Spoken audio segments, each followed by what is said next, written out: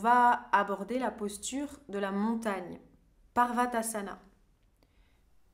Une pratique qui nous donne envie, à l'image de la montagne, d'être verticale, de s'installer dans la verticalité et la stabilité. Cette pratique, elle va travailler principalement sur le centre d'énergie du cœur, dont elle va favoriser le nettoyage. Et aussi parce qu'elle débloque bien le plexus solaire et parce que la colonne y est très étirée, elle va favoriser le déblocage du diaphragme et le passage du souffle. Dans cette pratique, les énergies qui sont propres à Sattva sont déployées. Donc les énergies de légèreté, de joie, de simplicité, de lumière aussi. Elle procure un vrai apaisement du mental, une régulation des émotions, une stabilité émotionnelle, on peut dire. Et elle développe aussi tout un champ intuitif, un autre rapport à la pensée, au mental. Une pensée qui est, du coup, moins discursive, moins analytique. On va voir qu'on peut la faire soit en statique, soit en dynamique, soit alterner les deux. Et si on décide de la faire en statique et de s'y maintenir au-delà de 5 minutes, ça devient une pratique furieuse et héroïque. Elle va développer les qualités de volonté et de ténacité. Et quoi qu'il en soit, on va toujours chercher, instant après instant, à s'y maintenir dans la verticalité, toujours à ne pas relâcher cette verticalité, très importante puisque c'est d'elle que va naître l'ascension de l'énergie, le déblocage du cœur et l'ouverture de l'intuitif. Cela dit, cette verticalité, elle n'empêche pas de ne pas rentrer dans la crispation, faire attention à ne pas s'installer dans quelque chose de crispé. Donc trouver un équilibre entre cette tenue, cette puissance dans la verticalité et en même temps quelque chose de confortable, de plaisant. On démarre, le dos bien étiré, les mains liées, les bras sont étirés aussi. Sur l'inspiration, le souffle qui monte dans l'axe, les bras qui montent. On les fléchit seulement au moment où on va retourner les paumes de main vers le plafond. Et à nouveau, on retrouve l'étirement de tout l'axe et des bras. Étirement vraiment complet, de bas en haut, de haut en bas. Les yeux dans le front, le mantra Om et la tenue à poumon plein. Et puis à nouveau, je vais fléchir pour retourner les paumes de main et les bras étirés. J'expire, le souffle qui redescend le long de l'axe et les bras qui redescendent. J'essaye de bien synchroniser le mouvement des bras et le trajet du souffle.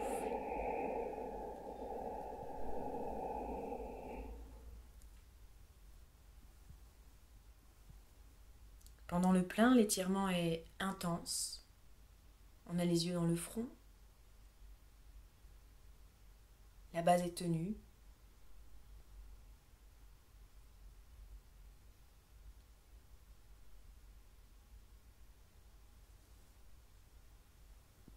Et j'expire en synchronisant tranquillement. La rétention à poumon plein est à ma mesure évidemment, mais je fais attention à ce qu'elle ne perturbe pas mon expiration. L'expiration doit être fluide, tranquille et la plus allongée possible.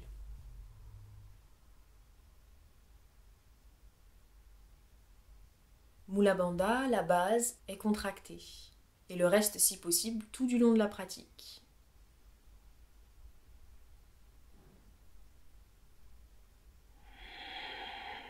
Voilà, après une phase en dynamique, on va rester en statique. Je suis montée sur une inspiration, le corps est très étiré. Je tiens le plein et au bout de ma rétention à poumon plein, je vais expirer en restant dans cette posture. La visualisation est venue se placer dans le cœur. À l'inspire, l'expansion, l'ouverture, le nettoyage du cœur, surtout pendant le plein. Et l'expiration, une rétraction, tout qui revient en un point au centre du cœur. Le rythme 1-4-2, un temps d'inspire, 4 temps à poumon plein, 2 temps d'expiration, la présence du mantra Om sur chaque phase du souffle, Puis je vais retourner les paumes de main et expirer, synchroniser toujours le souffle, le mouvement. En bas, un dernier souffle. Une dernière rétention.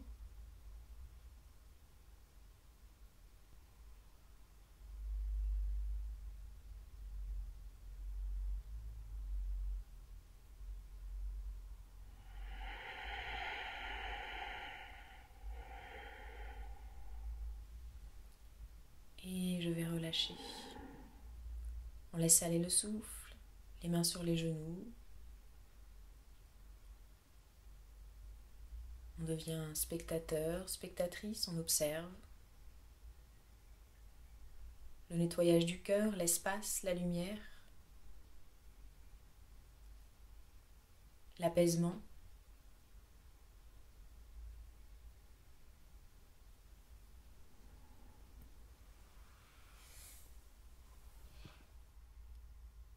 Et dans la continuité, je vais m'allonger, continuer à observer, à ressentir, à laisser les énergies se déployer et savourer.